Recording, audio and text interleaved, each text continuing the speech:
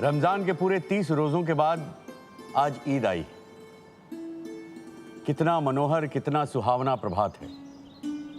वृक्षों पर कुछ अजीब हरियाली, खेतों में कुछ अजीब रौनक है, आसमान पर कुछ अजीब लालिमा है। आज का सूरज देखो, कितना प्यारा, कितना शीतल है। मानो पूरे संसार को ईद की बधाई दे रहा है। गांव में कितनी हलचल है। ईदगाह जाने की तैयारी हो रही है। किसी के कुर्ते में बटन नहीं है, पड़ोस के घर सुई धागा लेने दौड़ा जा रहा है। किसी के जूते कड़े हो गए हैं, उसमें तेल डालने के लिए तेली के घर भागा जाता है। जल्दी जल्दी बैलों को सानी पानी दे दें, ईदगाह से लौटते लौटते दोपहर हो जाएगी। 3 कोस का पैदल रास्ता, फिर सैकड़ों आदमियों से मिलना भेंटना। दोपहर के पहले लौटना असंभव है। लड़के सबसे ज्यादा प्रसन्न हैं।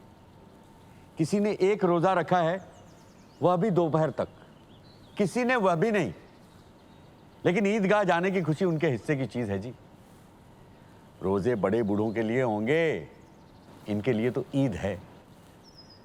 रोज ईद का नाम रटते थे, आज वह आ गई। अब जल्दी पड़ी है कि लोग ईदगाह क्यों नहीं चलते। इन्हें गृहस्थी की चिंताओं से क्या प्रयोजन। सवैयों के लिए दूध और शक्कर घर में है या नहीं, इनकी बला से ये तो सवैयां खाएंगे। वो क्या जाने कि अब्बा जान क्यों बदहवास चौधरी कायम अली के घर दौड़े जा रहे हैं। उन्हें क्या खबर कि चौधरी आज आंखें बदल लेना तो ये सारी ईद मुहर्रम हो जाए।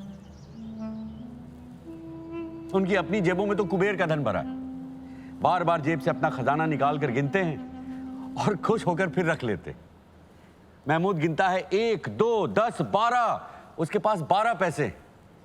मोहसिन के पास 1, 2, 3, 8, 9, 15 पैसे हैं। इन्हीं अनगिनती पैसों से अनगिनती चीजें लाएंगे। खिलौना, मिठाइयां, बिगुल, गेंद और न जाने क्या क्या। और सबसे ज्यादा प्रसन्न है हामिद।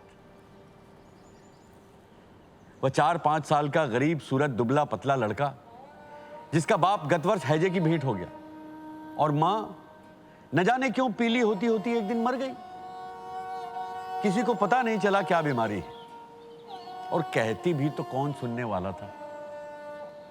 दिल पर जो कुछ बीतती थी वह दिल में ही सहती थी, और जब न सहा गया तो संसार से विदा हो गई। अब हामिद अपनी बूढ़ी दादी अमीना की गोद में सोता है और उतना ही प्रसन्न है।